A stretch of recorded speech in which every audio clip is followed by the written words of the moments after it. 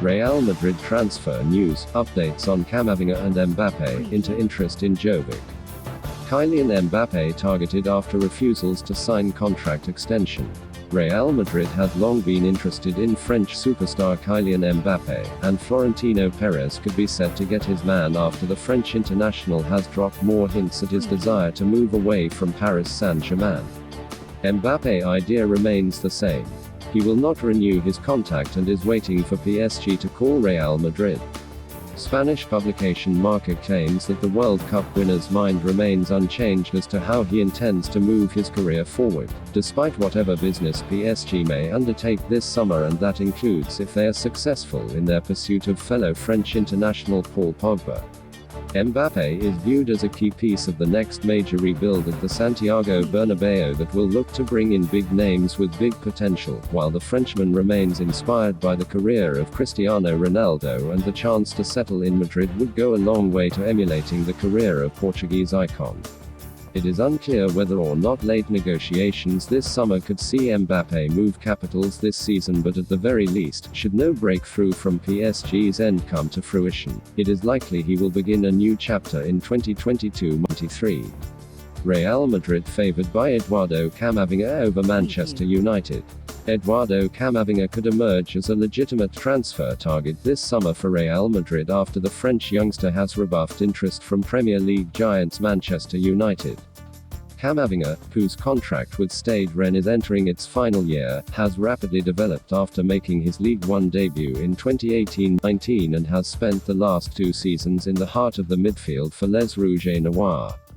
The 18-year-old full French international has been on the radar of Europe's top clubs over the last 2 summers, and Manchester United has attempted to swoop in for a deal, with Rennes looking to sell before the window closes rather than losing him on a free this time next year when his contract runs down. United have held exploratory talks with Camavinga, but player favors a move to Spain. Given Rennes' need to sell and lack of cash for Spanish clubs, there is every chance things could change. But talks with Camavinga's camp have not gone well at current, and it has been reported by the Manchester Evening News that the club has not been encouraged after opening discussions with the players' representatives.